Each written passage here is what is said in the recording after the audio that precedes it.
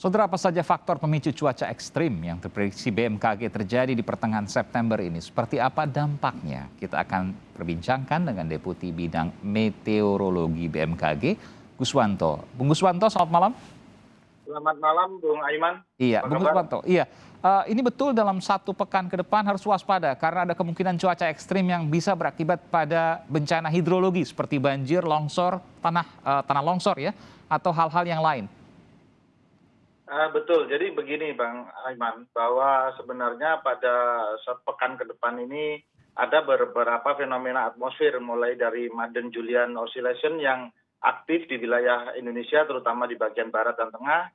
Kemudian ada teramati gangguan atmosfer berupa gelombang Rossby ekuator, yang ini juga di wilayah Lampung, sebagian besar Jawa dan Bali.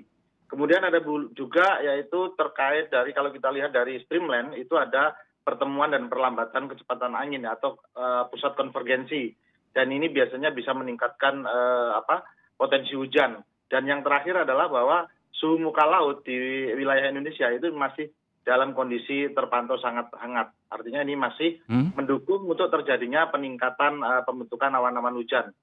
Dan ini nanti dampaknya biasanya adalah terjadinya pengumpulan uap air yang di sini sangat tinggi udaranya. Iya. Kelembapan udara cukup tinggi sehingga bisa menjadi hujan selama. Iya, bukankah Bung Guswanto pada September biasanya kan baru dimulai musim penghujan ya? Ini adalah awal musim penghujan, masih masuk dalam pancaroba untuk kemudian Oktober dan seterusnya. Tapi kenapa kemudian langsung ekstrim? Sebenarnya ini hanya gangguan atmosfer, jadi kita Oke. bedakan. Jadi kalau memang musim hujan, dia memiliki memang daerah saat ini ada sekitar 14,6% wilayah di Indonesia sudah memasuki musim hujan. Artinya di sebagian besar Sumatera dan Kalimantan Selatan dan sebagian Kalimantan Tengah. Oke. Jadi daerah mana saja yang dalam sepekan ke depan harus lebih waspada? Kita tahu bahwa semalam misalnya di Jakarta hujan, Surabaya juga beberapa genangan terjadi di sejumlah sudut kota di sana.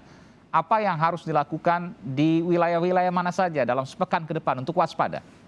Baik, kalau kita melihat, saya bedakan ada dua di sini, yaitu tentang potensi hujan lebat, di mana ini masih bersifat waspada, ada di sekitar 27 provinsi, mulai dari Aceh, Sumatera Utara, dan seterusnya.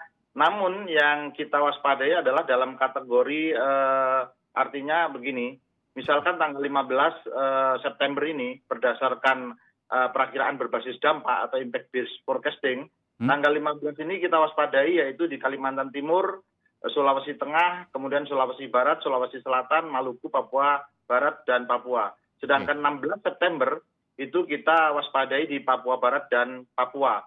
Sedangkan khusus yang status siaga karena dampaknya nanti bisa terjadi banjir, yaitu di Mamuju Utara, Sulawesi Barat.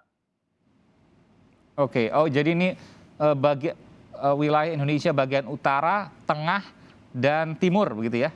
Betul, ya. Kalau kita lihat pergerakannya itu ke sana. Oke. Untuk yang selatan misalnya di Pulau Jawa, Jawa dan Bali, apakah ada hal-hal yang patut diwaspadai? Kalau kita lihat di Jawa untuk saat ini kita melihat kalau dari perakiraan awal musim hujan di Jawa itu sebagian besar nanti akan memasuki musim hujan di bulan Oktober. Nah, yang diwaspadai adalah Jawa itu kan saat ini masih terjadi musim pancaroba, artinya September, Oktober. Makanya sekarang agak panas ya, kira-kira kalau ini lembab gitu ya, panas tapi lembab. Tapi lembab. Nah, ini yang perlu diwaspadai biasanya adalah terjadinya angin kencang. Oke. Kemudian Puting beliung? Itu hujan periode singkat tapi lebat. Oke. Kemudian ada juga terjadi misalkan puting beliung kalau terjadi. Seperti kemarin di Sukabumi, itu kan terjadi angin kencang. Seperti itu. Oh, jadi yang diwaspadai pada saat pancaroba adalah hujan yang tiba-tiba deras dan biasanya itu diikuti oleh angin puting beliung ya? Iya, atau angin kencang. Angin kencang, iya itu yang kemudian harus diprediksi. Meskipun Anda di bidang meteorologi, saya ingin tanya sedikit soal hasil kajian BMKG terkait dengan Pacitan yang memunculkan adanya potensi tsunami yang cukup dahsyat di sana. Apakah benar itu? Ya, betul Aiman. Jadi begini, kami sebagai lembaga pemerintah wajib hadir di melindungi masyarakat. Artinya BMKG telah melakukan simulasi dengan SeisMap, artinya apabila di sana terjadi bencana gempa bumi dengan kekuatan sekian, kita simulasikan di selatan Jawa atau di lautan selatan, maka akan muncul gelombang tsunami setinggi 28 meter. Itu adalah simulasi. Di Pacitan ini ya? memberikan edukasi, ya ini adalah langkah untuk memberikan edukasi kepada masyarakat. Jadi bukan menakuti, artinya ini lebih cenderung kepada bagaimana kita mengedukasi masyarakat. Nantinya masyarakat akan belajar jalur evakuasinya di mana, terus kemudian bagaimana menyiapkan tas evakuasi dan seterusnya. Ini yang meskipun kejadiannya kapan atau mungkin tidak akan pernah terjadi, mungkin saja karena gempa aja kan nggak bisa diprediksi, betul ya? Betul, betul. Oke, jadi yang perlu diperhatikan adalah bagaimana kemudian antisipasinya, seperti evakuasi, kemudian titik aman dan lain sebagainya, itu kemudian harus dipikirkan oleh negara. Betul. Ya, infrastruktur sudah harus disiapkan terlebih dahulu. Oke, baik, termasuk sistem peringatan dini. Betul. Iya, baik. Terima kasih.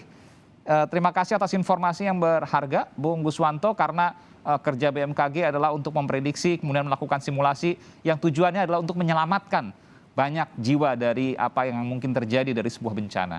Terima kasih. Mudah-mudahan ini bermanfaat dan bisa kita gunakan datanya untuk hari-hari ke depan. Terima kasih Bung Guswanto, sehat selalu. Sehat selalu, selamat malam Aiman. Selamat malam.